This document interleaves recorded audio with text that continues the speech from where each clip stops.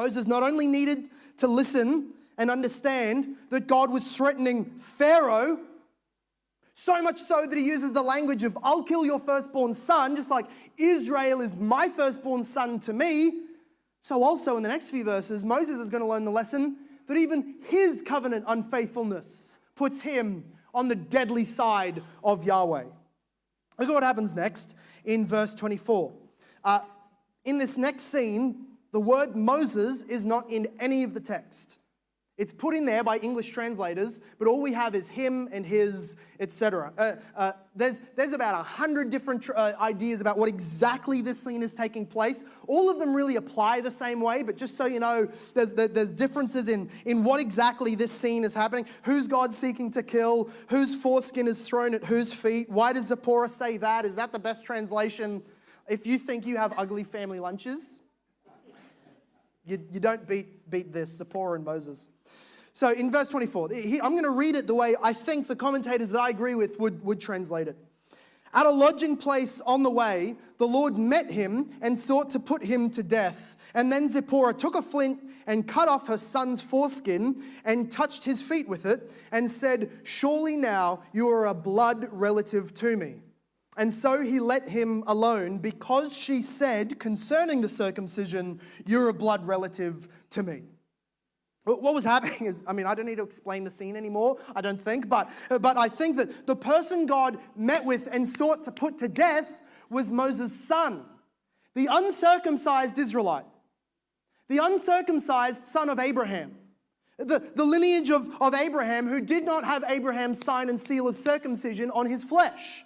God was seeking, as he's just finished off his threat, saying, you don't say no to Yahweh. I tell you to do something, you do it, or I kill your firstborn son. And now here's Moses learning this lesson. He doesn't get a free out just because he's the designated speaker. And what an encouraging thought that God knew this before his call. I'm sorry to throw out the all too often said cliche, but God doesn't call the qualified. He qualifies the called. He calls Moses. On the way, he threatens him with death because he's unworthy. Hey, ever had that? And then he makes him qualified and moves on with the mission.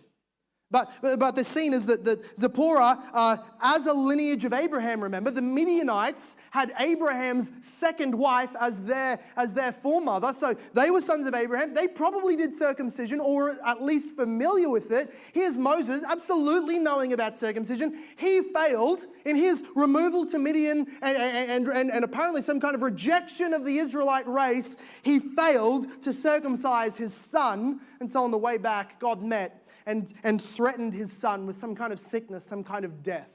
And however it happened, Zipporah knew what needed to happen. And she was not passive.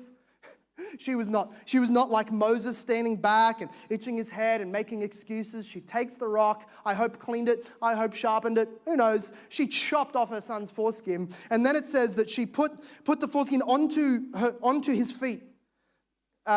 Which might have been a son's feet, it might have been Moses' feet. In the Hebrew, the word feet is also the word for private parts. So we don't know exactly what the scene was, but I think what is going on is that Zipporah does the act and then says something ceremonial to God.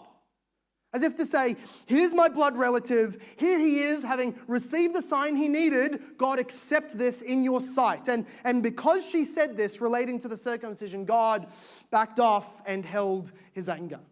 The 2 points that was coming through here for Moses was, number one, you are supposed to be faithful to your own covenant if it's this covenant that you're seeking to represent in bringing salvation. Here's Moses, imagine it. Moses is coming back to the Israelite people saying, the God of Abraham has sent me.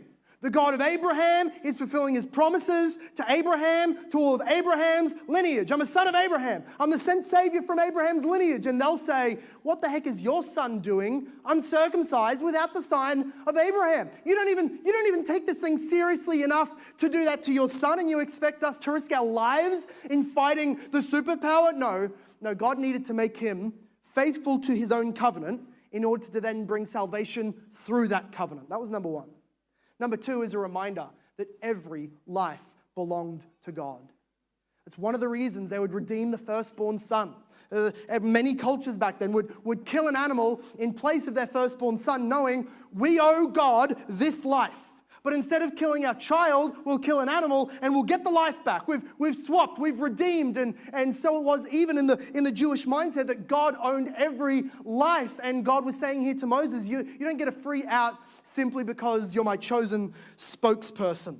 What a jarring scene that is for us to read, let alone picture, but to understand that this God bringing salvation has not softened up. He's toughening up, and he's bringing his hardened weapon, Moses, back to Egypt with a fury.